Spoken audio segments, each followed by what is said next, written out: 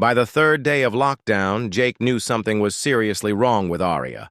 She hadn't eaten a proper meal in 2 days, and the strange glowing from her skin was getting brighter every hour. The sweet floral scent that filled their apartment was so strong now that Jake felt dizzy whenever he stayed in the same room too long. He found her that morning sitting on the floor of the living room, her back against the wall, staring at nothing. Her skin was cycling through colors he'd never seen before. Deep purples, bright golds, and silver so intense it almost hurt to look at. "Arya," Jake said carefully, sitting down a few feet away from her, "I think we need to talk. Really talk." She looked at him with eyes that seemed to glow from within. "You wouldn't understand. Nobody would understand." "Try me," Jake said. "I'm studying xenobiology, remember? I've learned about all kinds of biological processes in different species. Maybe I can help." Arya laughed, but there was no humor in it. "This isn't something you study in textbooks, Jake. This is something that could destroy my entire life if anyone found out." Jake felt that protective instinct rising again, stronger than before. "Whatever it is, we'll figure it out together. But I can't help if you don't tell me what's happening." For a long moment, Arya just stared at him. Then, slowly, she began to speak. "My species has a biological cycle that happens every few years," she said quietly. "It's called the bonding season. During this time, we experience intense physical and emotional changes. Our bodies produce powerful chemical signals. Our senses become heightened, and we lose much of our normal emotional control." Jake listened carefully, his scientific mind already trying to process what she was telling him. "Like some kind of reproductive cycle?" "Similar, but more complex," Arya continued. "It's not just about reproduction, it's about forming deep emotional connections. During this time, Valanians seek out their life partners. The chemical changes make us more sensitive, more open, more vulnerable. It's considered a sacred time in our culture." "Okay," Jake said slowly. "And you're going through this now?" Arya nodded, her skin shifting to a deep blue that Jake now recognized as embarrassment. "I've been taking suppressants for the past year to hide it. The university requires health monitoring for all alien students, and if they knew I was approaching a bonding season, they would have sent me home immediately. Different species aren't supposed to be exposed to these kinds of biological processes." Jake's mind raced. "But your suppressants ran out?" "3 days ago," Arya whispered. "Right before the lockdown started. I had a shipment coming from home, but with the solar storm, nothing's getting through." That explained everything. The behavioral changes, the glowing skin, the strange scents, and even Jake's own unusual reactions. "Is this dangerous? For you, I mean?" "Not physically dangerous," Arya said, "but emotionally and socially it could ruin everything. During bonding season, Valanians aren't fully in control of their actions. We become driven by instinct and emotion rather than logic. We might do or say things that we would never normally do." Jake felt a chill run down his spine. "What kind of things?" Arya's skin flushed bright gold. "We become intensely focused on whoever we're closest to. We might try to bond with them, even if they're not Valanian, even if they're not interested, even if it would cause massive diplomatic problems." That's when the second shoe dropped. "There's something else I haven't told you," Arya said, her voice barely above a whisper. "Something that makes this situation even more complicated." "What?" "I'm not just any Valanian student. I'm Princess Aryathis of the Royal House of Valen. I'm third in line to rule my entire planet." Jake stared at her, feeling like the floor had dropped out from under him. "You're a princess?" "I came to university under a false identity because I wanted to experience normal life for once. I wanted to make real friends, learn about other species, and not have every interaction colored by my royal status." Tears were forming in her eyes, which Jake had never seen before. But if I lose control during my bonding season, especially around a human, it could cause a diplomatic crisis between our worlds. Jake's head was spinning. His quiet, mysterious roommate was alien royalty going through some kind of biological crisis that could apparently affect interplanetary relations. How bad could it be? Valanians form deep emotional bonds during this time. If I bond with you, my family, and the royal court might interpret it as some kind of political alliance. Or worse, they might think you took advantage of my vulnerable state. Humans are still new to the galactic community. This could damage your entire species' reputation. Jake felt the weight of responsibility settling on his shoulders. So what do we do? I don't know, Arya said, and for the first time since he'd known her. She sounded completely lost. In normal circumstances, I would be surrounded by family and trusted advisors who understand the process. They would help me through it safely. But here, trapped alone with you, you're not alone, Jake said firmly. We're in this together. You don't understand the risk you're taking, Arya said urgently. The chemical signals I'm producing are designed to affect potential partners. They might be making you feel things that aren't real. You might think you want to help me, but it could just be biological manipulation. Jake considered this. It was true that he'd been feeling more protective and emotionally connected to Arya over the past few days. But those feelings had been building for months, long before her cycle started. Maybe some of what I'm feeling is influenced by your biology, he said, but not all of it. I've cared about you as a friend since the day we met. That's not going to change just because things got complicated. Arya looked at him with an expression of hope mixed with fear. Even knowing what I am? Even knowing the problems this could cause? Especially knowing what you are, Jake said. You trusted me with your secret. That means something. But the next few weeks are going to be difficult, Arya warned. I don't know how much control I'll have over my actions. I might say things or do things that make you uncomfortable. I might become overly emotional or demanding. My instincts will be telling me to form a bond with the closest person to me, and that's you. Jake took a deep breath. Then we'll deal with it as it comes. We'll establish boundaries, communicate clearly, and figure out how to get through this, without anyone getting hurt. You make it sound so simple. Maybe it doesn't have to be complicated, Jake said. You're going through a biological process. I'm a xenobiology student. We approach this scientifically with respect for both our species and clear communication about what we're both comfortable with. For the first time in days, Arya smiled. You really think we can handle this? I think we're about to find out, Jake said. But whatever happens, you don't have to face it alone. As he said those words, Jake realized that everything between them had changed forever. They were no longer just roommates or even just friends. They were partners facing an unprecedented situation that would test everything they thought they knew about themselves and each other. Jake never thought his biggest problem at university would be getting trapped with his mysterious roommate during the worst possible time. But here he was, staring at the emergency lockdown notice flashing on his tablet screen while his alien roommate paced nervously around their shared apartment. The whole thing started 6 months ago when Jake first arrived at Kepler Station University. He was just a regular guy from Earth, trying to make sense of his xenobiology studies while living thousands of light years from home. The university housing department had paired him with Arya, and honestly, he couldn't have asked for a better roommate. Arya was different, though, not just because she was from the Valanian species, but something about her seemed special. She had this elegant way of moving, like she was dancing even when just walking to the kitchen. Her skin had this subtle shimmer that changed colors when she was happy or stressed, shifting from pale silver to soft gold.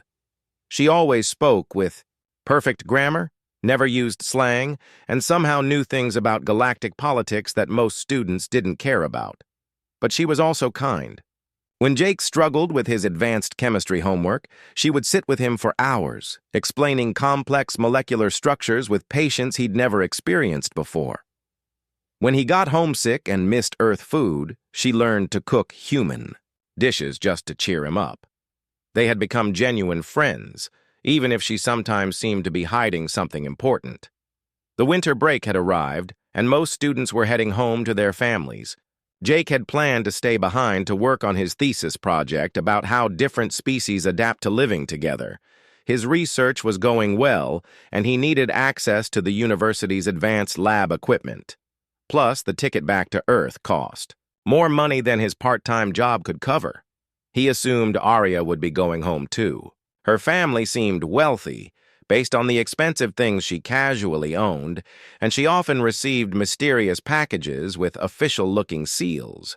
But when he asked about her travel plans, she got that nervous look she sometimes had when personal topics came up. "My travel arrangements fell through," she said quickly, not meeting his eyes. "I'll be staying here too." Jake didn't push the subject. Everyone had their family complications, and he was actually happy to have company during the break. The dormitory would be nearly empty, and having a friend around would make the lonely weeks more bearable. The first few days of break were peaceful.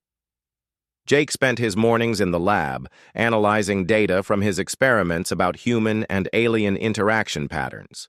Arya kept to her usual routine of studying, though she seemed more restless than normal. She would start reading, then get up and walk around, then sit back down only to repeat the cycle. "Everything okay?" Jake asked one evening as they shared dinner in their small kitchen. "Just tired," Arya replied, but her skin was shifting between silver and a deep blue he'd never seen before. "The change in routine is affecting me more than I expected." Jake noticed she'd been eating less too, and sometimes he caught her staring out the window with an expression he couldn't read. But whenever he tried to ask, she would change the subject or find an excuse to go to her room. Then the solar storm hit. It started as a routine announcement over the station's communication system. "Attention all residents. Due to increased solar activity, all non-essential personnel should remain in their quarters until further notice." Jake didn't think much of it. Space weather was common, and these warnings usually lasted a few hours at most. He continued working on his research, noting how the electromagnetic interference was affecting some of his equipment readings. But the storm got worse, much worse. By the third day, the station's emergency protocols kicked in. Blast doors sealed off sections of the dormitory. The main power grid switched to minimal energy mode, dimming the lights and reducing heating to conserve resources. Most importantly, the lockdown became mandatory. Due to dangerous radiation levels and system instability, the automated announcement, repeated every few hours, "All residents must remain in designated safe zones. Estimated duration, 2 to 3 weeks. 2 to 3 weeks. Jake stared at the message on his tablet, trying to process what that meant. He was trapped in a small apartment with his roommate for potentially a month, with limited resources and no way to get help if something went wrong. That's when he noticed Arya's behavior becoming truly strange. She had always been graceful and controlled, but now she seemed unable to sit still. She would pace from room to room, her hands trembling, slightly when she thought he wasn't looking. Her skin color changes became more frequent and intense, shifting through shades he'd never seen before. Sometimes it would pulse with a soft, warm light that seemed to follow her heartbeat.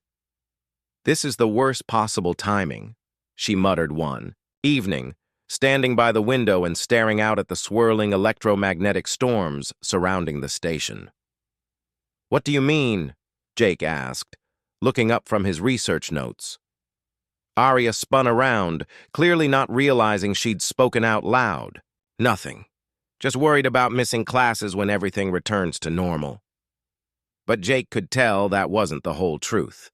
His xenobiology studies had taught him to observe behavioral patterns, and everything about Arya's recent behavior suggested she was dealing with something much more significant than academic concerns. The apartment began to smell different, too. It was subtle at first, almost like flowers blooming, but with an underlying warmth that made Jake feel oddly relaxed and alert at the same time. He assumed it was some kind of air filtration change due to the emergency systems. What Jake didn't realize was that his own behavior was starting to change as well. He found himself more aware of every sound Arya made every time she entered or left a room. When she seemed distressed, he felt an unusual urge to help, even when she hadn't asked for anything. His usually logical, scientific mind was becoming more emotional and protective. On the fourth night of their lockdown, Jake woke up to the sound of Arya moving around the common area. He checked his tablet. It was 3 in the morning. He quietly opened his door and found her standing in the middle of their small living room, her arms wrapped around herself, looking lost. "Can't sleep?" he asked softly. She jumped, startled by his voice. In the dim emergency lighting, her skin was glowing with a soft golden light that pulsed gently. It was beautiful, but also concerning because he'd never seen her do that before. "I'm sorry if I woke you," she said, her voice shaky. "I just feel so restless. Like something important is happening, but I don't know what." Jake stepped closer, noting that the floral scent was much stronger now. "Is this normal for your species? Maybe it's a reaction to the electromagnetic storm?" Arya looked at him with an expression that seemed to be weighing whether she could trust him with something important. Her skin shifted to deep blue again. The color he was learning meant she was nervous or afraid. "Jake," she said quietly, "there are things about me that I haven't told you. Things that could change how you see me." "What kind of things?"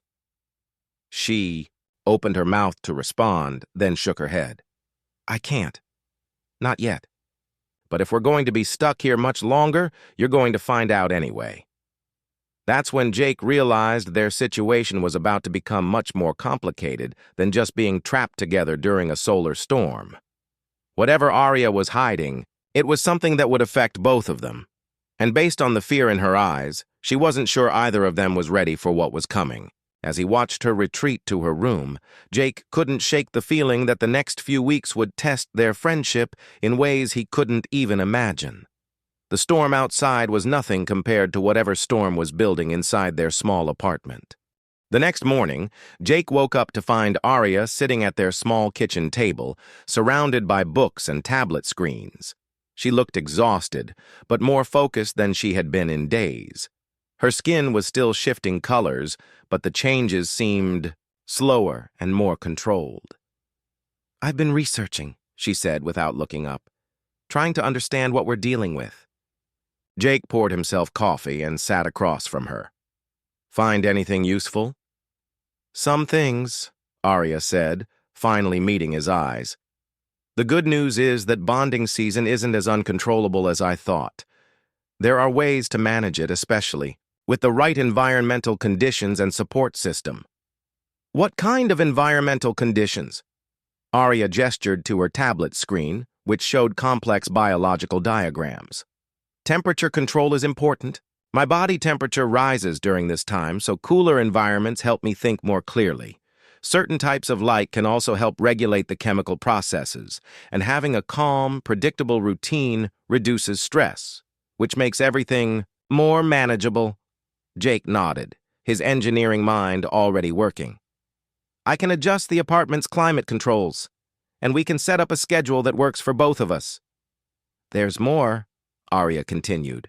"I found some research papers about interspecies interaction during Valanian biological cycles. Apparently, humans and Valanians have more biological compatibility than most species. That's why you've been affected by my chemical signals." "Affected? How?" "You've been more protective lately, haven't you? More aware of my emotional state? That's not just you being a good friend. Your human biology is actually responding to my Valanian signals in ways that scientists are just beginning to understand." Jake thought about it. She was right. He had been feeling unusually attuned to her needs and emotions. Is that a problem? It could be helpful, actually, Arya said, her skin shifting to a hopeful silver. The research suggests that having a trusted companion during bonding season can make the process smoother and safer, but only if both people understand what's happening and communicate clearly about boundaries. Over the next few days, they developed a system that worked surprisingly well. Jake adjusted their apartment's temperature to keep Arya comfortable, and he modified the lighting to cycle through wavelengths that helped regulate her biological processes. They established regular meal times, study periods, and relaxation breaks. More importantly, they learned to communicate in ways they never had before. "My instincts are telling me to stay close to you," Arya explained one evening as they worked on their respective studies. "Not in a romantic way necessarily, but more like you're my anchor to feeling safe and stable. Is that okay?" "Of course," Jake said. "Just let me know if you need space or if I'm doing anything that makes you uncomfortable." "Actually, having you nearby helps," Arya admitted. "When you're in another room, I start feeling anxious and restless. But when you're close, I can focus better." Jake found this fascinating from a scientific perspective. He started taking notes on the changes he observed in both Arya and himself, thinking it might be valuable data for his xenobiology research later. But it wasn't just about managing Arya's biological needs. As the days passed, Jake began to understand more about who she really was beyond the princess title. "What's it like?" he asked one afternoon as they sat together reading. "Growing up as royalty?" Arya was quiet for a long moment. "Lonely," she said finally. "Everything you do is political. Every friendship might be someone trying to use you for advantage. Every decision affects not just you, but millions of people across multiple planets." "Is that why you came here under a false identity?" "I wanted to know what it felt like to be valued for myself, not for my title or my family's power," Arya explained. "When I first met you, you just saw me as Arya, another student trying to figure out advanced chemistry. You didn't treat me like I was fragile or important or dangerous. You just treated me like a person." Jake realized how significant that must have been for her. "And now? Now you know the truth, but you're still treating me like a person," Arya said, her skin glowing with warm gold. "That means more to me than you might understand." As Arya shared stories about her life on Velen, Jake began to see the incredible pressure she'd been under. She had been trained from childhood to put her people's needs before her own, to never show weakness, and to always consider the political implications of every action. "But what do you want?" Jake asked. "Not what your family wants, or what's good for your planet. What does Arya want for her own life?" It was the first time anyone had asked her that question. She stared at him for a long moment, her skin cycling through several colors as she processed the idea. "I want to finish my degree," she said slowly. "I want to become a xenobiologist and help different species understand each other better. I want to use my position to build bridges instead of walls, and I want to have friendships that aren't based on politics or advantage." "Those all sound like good goals to me," Jake said, "even if pursuing them means challenging traditions that have existed for centuries on my world." "Especially then," Jake replied. "Sometimes the most important changes happen when someone is brave enough to try something different." But their peaceful routine was interrupted when Jake's tablet chimed with an urgent message. His face went pale as he read it. "What's wrong?" Arya asked, immediately sensing his distress. "It's from Earth Communications Authority. They're asking about my status and requesting immediate contact with any family members," Jake said. "Someone's been trying to reach me through official channels." Arya's skin shifted to deep blue. "My family," she said quietly. "They must be trying to contact me too, but since I'm using false identity documents, they can't reach me directly. So they're probably putting pressure on the university. and that pressure is filtering down to anyone who might know where I am. What does that mean for us? It means we're running out of time, Arya said. Once my family realizes where I am and what's happening, they'll find a way to get me out of here, even if it means breaking the quarantine. And that will raise questions about why their princess was trapped alone with a human during her bonding season. Jake felt that protective instinct surge again, stronger than ever. Then we need to figure out how to handle this before they arrive. There's something else, Arya said, her voice barely above a whisper. My biological cycle is reaching its peak phase. The next few days are going to be the most intense. I might not be able to control my reactions or my instincts as well as I have been. What kind of reactions? Emotional intensity, mostly. I might become overly attached to you or overly protective of our space, or I might say things that I wouldn't normally say. The research papers warned that this phase can be overwhelming for both people involved. Jake took a deep breath. Then we'll get through it the same way we've gotten through everything else, together, with clear communication and mutual respect. You make it sound so simple. Maybe the best solutions are simple, Jake said. We trust each other, we're honest about what we're feeling, and we remember that whatever happens over the next few days, we're both good people trying to do the right thing in an impossible situation. As if summoned by their conversation, Jake's tablet chimed again with another message, this one marked with official Valanian diplomatic seals. Their time was running out, and the most challenging part of their ordeal was just beginning. The crisis hit on day 12 of the lockdown. Jake woke up to find Arya standing by the window, her entire body glowing with an intensity he'd never seen before. Her skin wasn't just changing colors anymore. It was pulsing with light that seemed to come from deep within her cells. The sweet scent that had filled their apartment was now so strong that Jake felt dizzy just walking into the room. Arya, he said carefully. How are you feeling? She turned to look at him, and Jake was shocked by what he saw. Her eyes were completely gold now, glowing like small suns, and when she moved, it was with a fluid grace that seemed almost otherworldly. She was still Arya, but something fundamental had changed. Everything is so clear now, she said, her voice carrying harmonics that made Jake's heart race. I can feel your emotions, your concern for me. It's beautiful. Jake's scientific mind recognized what was happening. Arya had entered the peak phase of her bonding season. All the research they'd done had warned him about this moment, but experiencing it was completely different from reading about it. I need you to stay with me, Arya said, moving closer to him. Don't leave me alone. Promise me you won't leave. I promise, Jake said, though he could feel his own heart racing. The intensity of her presence was overwhelming, but not in a frightening way. It was more like standing next to a warm fire on a cold night, compelling and comforting at the same time. That's when his tablet started buzzing with urgent messages. Emergency evacuation team en route, the first message read. Princess Arya Thys of Velan must be extracted immediately for diplomatic safety. They found me, Arya said, her glow flickering with distress. My family's diplomatic team. They're coming to take me away. Medical team standing by for decontamination procedures, another message said. Human subject may require treatment for biological exposure. Jake felt a surge of anger at that last message.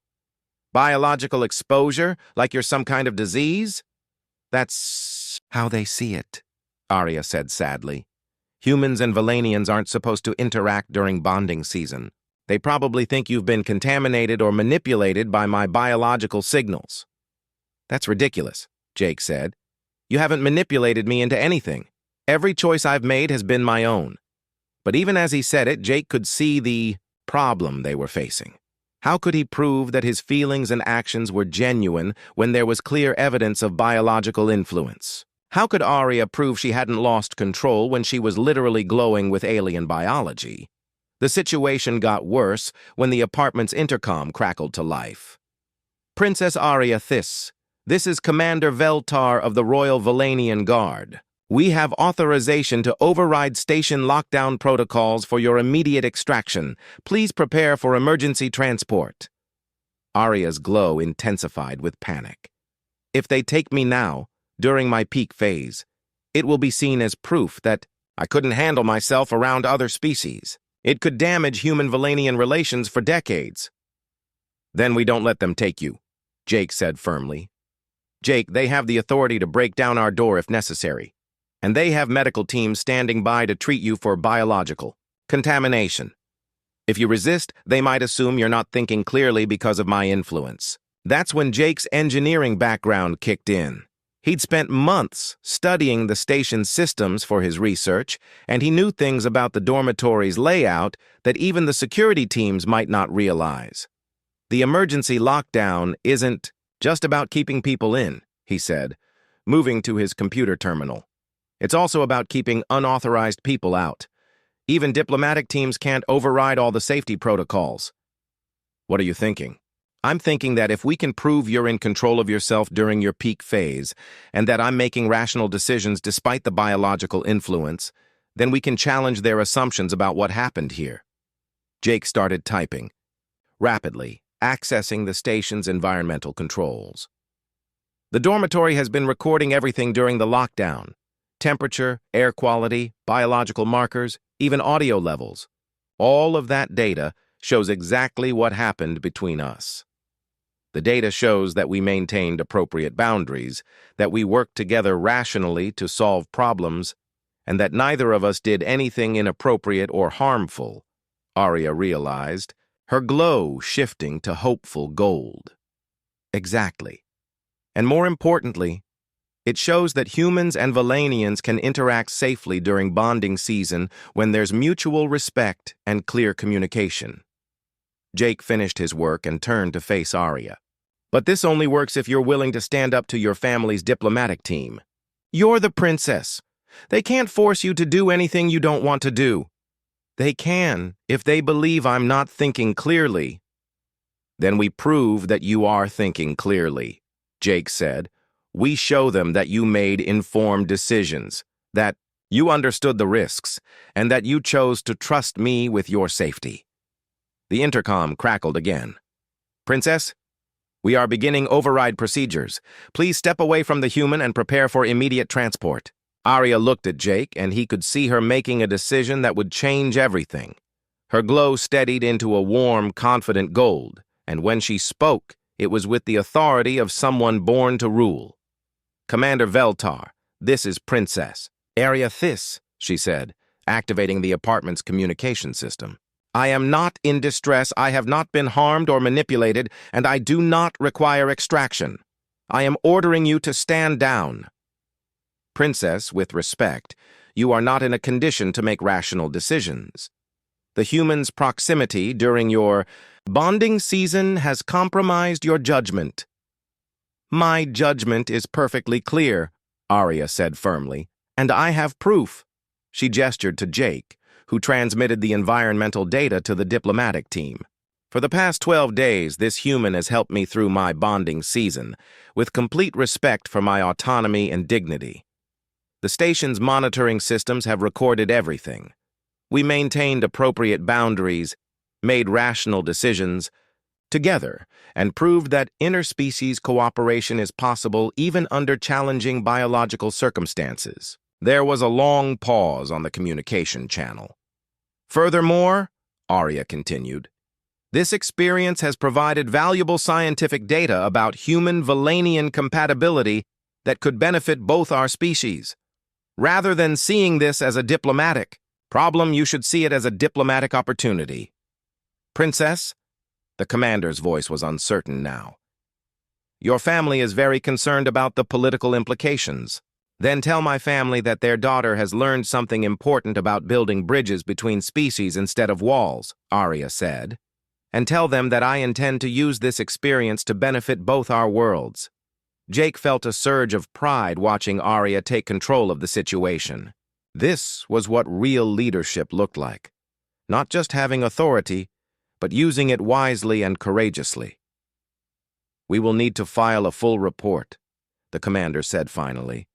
Of course, Arya replied, and I will be happy to provide testimony about the exemplary character and behavior of my human friend, who protected my safety and dignity when he could have taken advantage of my vulnerable state. After the communication ended, Arya turned to Jake, her glow softer now but still warm and golden. Thank you, she said simply, for everything. Thank you for trusting me, Jake replied, and for standing up for what we accomplished together.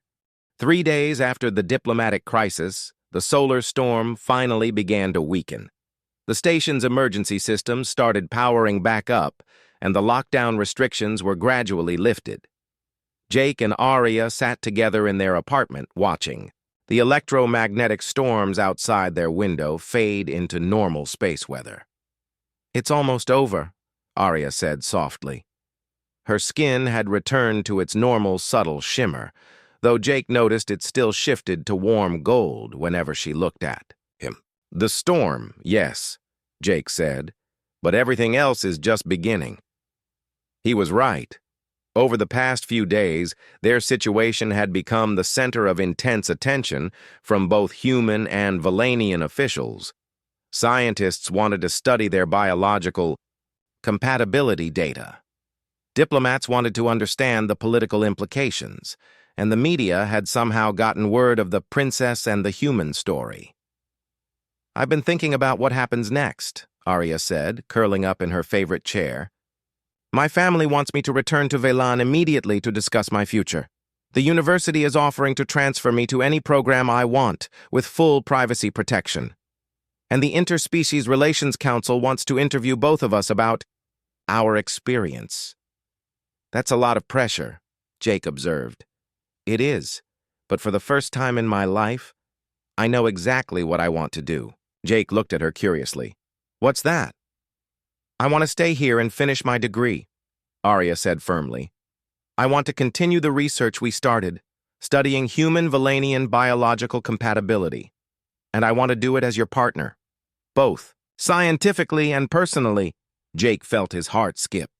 Arya, are you sure? The attention, the political complications, the way people will always wonder if our feelings are real or just biological. I've been thinking about that too, Arya said, moving to sit closer to him. What we shared during my bonding season was intense and complicated. But my feelings for you started long before my cycle began. They started the first time you helped me with chemistry homework without asking for anything in return.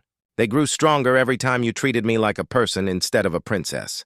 And they became something deeper when you risked everything to protect my dignity and autonomy. The biological influence was real, though, Jake said. We can't ignore that. We're not ignoring it. We're choosing to see it as one factor among many, not the only factor, Arya explained. Humans fall in love partly because of biology, too. Hormones, pheromones, evolutionary drives. That doesn't make human love less real or meaningful. Jake considered this. She had a point. So what are you saying? I'm saying that I want to build a relationship with you based on who we really are, not just who we were during a crisis, Arya said. I want to see what happens when we choose each other freely, without lockdowns or biological cycles or diplomatic emergencies forcing us together. Even knowing how complicated it will be?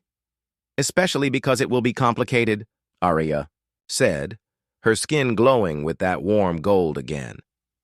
Easy relationships don't change the galaxy, but partnerships built on mutual respect, scientific curiosity, and genuine affection, those might actually make a difference. Jake's tablet buzzed with a message, interrupting their conversation. He glanced at it and smiled. What is it? Arya asked. It's from the Xenobiology department. They're offering us joint research positions studying interspecies biological compatibility. Apparently, our experience has provided more useful data than 20 years of theoretical research. They want to hire both of us? As a team, Jake confirmed. The message says they're particularly interested in our communication techniques and boundary-setting protocols. Arya laughed, a sound Jake had missed during the intensity of her bonding season. We accidentally became relationship experts for two entire species. Accidentally? Well, maybe not entirely accidentally, Arya admitted. You did approach the whole situation like a scientist from the beginning. Clear observation, hypothesis testing, careful documentation, and respectful experimentation. And you approached it like a diplomat, Jake said. Considering all stakeholders, managing complex negotiations, and finding solutions that worked for everyone involved. So we each brought our strengths to an impossible situation and somehow made it work. More than work, Jake said.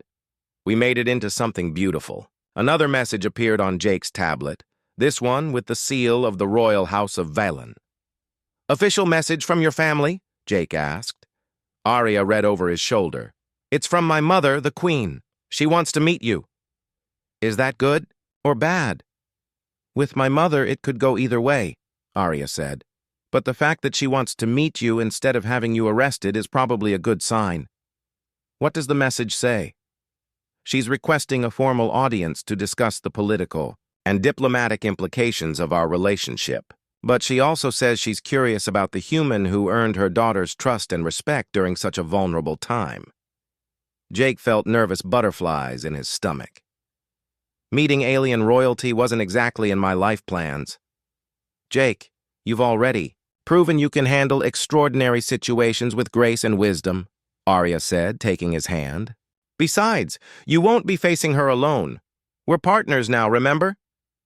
Partners, Jake repeated, liking the sound of that. In research, in diplomacy, and in whatever comes next, Arya confirmed. Over the next few hours, they received more messages. Jake's parents wanted to meet Arya. The university was planning a ceremony to honor their contribution to interspecies understanding. 3 different publishers wanted to buy the rights to their story. It's overwhelming, Jake admitted, as they sorted through all the attention. We don't have to do everything, Arya said. We can choose what matters most to us and politely decline the rest. What matters most to you?